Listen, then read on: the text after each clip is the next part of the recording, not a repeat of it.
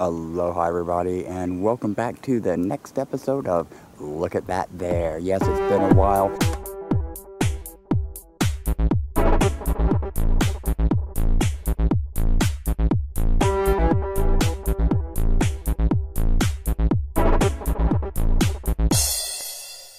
I know this is not quite the way the other Look at the Theirs have been starting out lately, but I decided that going through the timeline for the eruption in Leilani Estates is all well and good, but it was very difficult to consolidate the information and very time consuming to do so. It was taking me about a week and a half to almost 2 weeks to put out one of those videos, and I really would like to put out more content a little faster, so which is why I did the movie time the other day, and so that way we could go through the timeline for the Leilani eruption, which was provided by the National Park Service and USGS.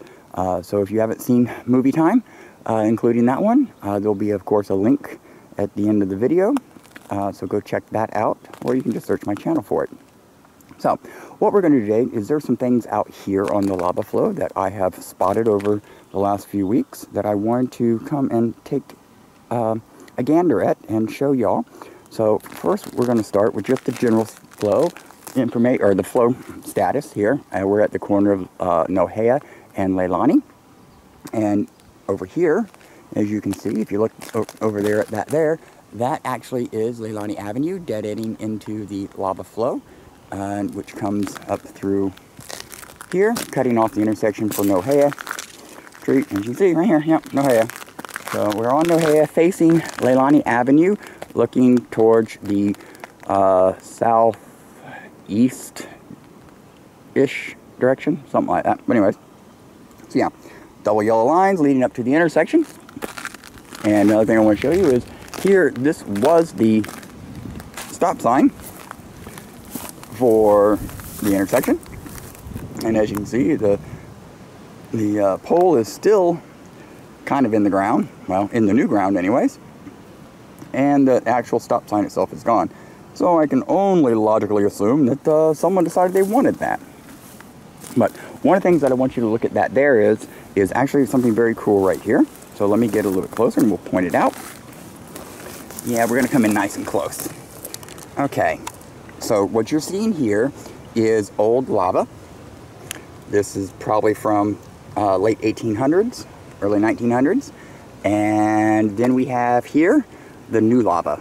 So basically, new lava meets old lava, and it is a very interesting thing to see because it's, you know, if you didn't know any better, you wouldn't be able to tell the difference. But as you can see, this lava is a little bit lighter, kind of a bluer color, which means it's weathered. And then of course we have this lava, which is still nice and black and unweathered. So that's one of them. And I'll probably include some nice close-up pictures of some of this stuff too. So I don't know, when we edit this video, we'll throw some of that good stuff in and see what we happen. So this is part of, obviously, the telephone poles. And it didn't just burn off, it was cut off. So I guess that was someone removing a big chunk of it. Who knows what they did with it. Could have been the Helco themselves, the power company, you know, removing debris in order to protect themselves from, you know, someone getting injured on it or whatever. But there's another part of the pole up there, and what's really cool about these poles is if you look, the hardware, it's still in them, you know, it's so amazing. And as you can see, the cable line runs all the way up that way going down the road. And it's just amazing how this is all on top of the lava. You know, it's just, watching these flows were just amazing how they, you know, either went over or around or in some cases under, you know, things. It was just spectacular, spectacular. So here's another little interesting piece. This nice little flat rock here, showing of course the patterns of the direction of flow. And I don't know how well in the camera it's showing, but it is just beautiful to look at. So we'll show you a better image of that in the slideshow, which I'll probably put maybe at the end of the video or maybe in the middle. I don't know. It's going to be a big surprise, so you just got to stay and watch the whole thing to find out. So So, and of course we're going to move over here. I want to show you this. This is part of the problem as to why these things are so dangerous to walk on. Because we got Pahoehoe here, and if you look up underneath there, it's hollow.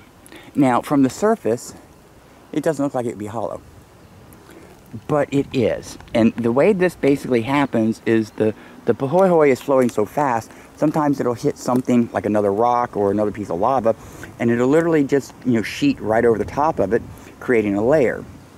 However, some of it, though, is basically where the lava has flowed, you know, and bulged out and swelled up, and then, you know, the crust dries, but then the lava finds some other direction to go of least resistance, and it all drains out from underneath it, and we end up with these hollows. And they are all over the place, and you can't tell from the surface. I mean, you really can't tell. A nice solid piece, you know, like this, for example, could be solid, but as I do this, I can feel it resonate under my feet. So no, it's not hollow. Or excuse me, yes, it is hollow. And here, oh, this is so cool. This is a telephone pole mold. Look at that. Who knew? Not just lava trees, but we got telephone pole trees as well, and molds. And that is just so amazing. And it goes way down there too. And as you can see right here, this is actually cool. If you look at this, look at that there. This is where the lava hit the pole and basically started going around it. You know, so yeah, so basically this flowed this way, hit the pole, started to flow around it, and then started burning the pole, of course, and you know, it flowed on down. So, oh, and here's a good example right here of how it can be hollow and you not know it. And it's got that little skylight right there in it. Okay, so that'll pretty much do it for this little section. Now we're going to take a closer look at that there at a few things. First, this particular rock, which we showed you in the video, which indicates the direction the lava was flowing at the time that this particular one was made. Now let's go take a closer look. It is really amazing when you get up and close, some of the details that you see. So let's go even closer. When you get up and look at the lava really close, it's almost like a fractal, and there's so many different interesting colors and shapes, and you know, and it's even translucent in some places. Moving on, we're going to go over to the telephone pole mold, and we're going to show you a little bit more about it, because down inside there's actually something quite interesting to look at. But first I want to point out something. If you look at that there at the top of the mold, you can see where the lava was wrapping around the pole as, you know, basically the pole burned. Now if we go over and look down the hole, what we're going to see, and what I wanted to show you, is down there at the bottom, you see this material that's lining the inside bottom of the telephone pole mold. That is actually a material that the bottom of the poles are wrapped with, some type of synthetic material. I don't know if it's plastic or what exactly it is, but I believe it's there to help protect the poles from termites and other you know, degradation to the pole itself. Whatever it is, though, is definitely lava resistant, because it was in direct contact with the lava at the time that this was being made. Now this last thing we're going to take a look at actually has two interesting little things to look at that there. If you look first at the general formation, the cavity itself in the lava, this is a void within the Pahoehoe lava with a thin crust on it. This is why the area is kind of dangerous. Now if we take a closer look, the second thing I want to show you is, see the green? This is new life already taking root in the lava flows.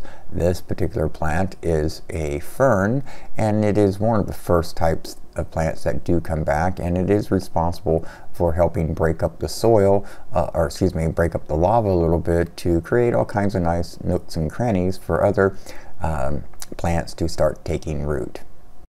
And finally, for a small piece of information that I really wish wasn't true, this brings us to the end of this episode of Look at That There. I really do appreciate you watching.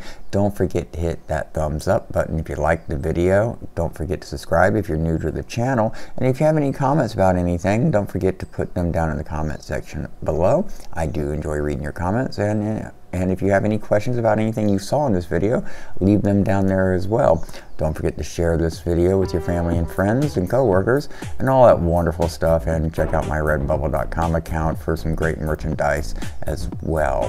So as always, you have a fantastic morning, afternoon, or evening.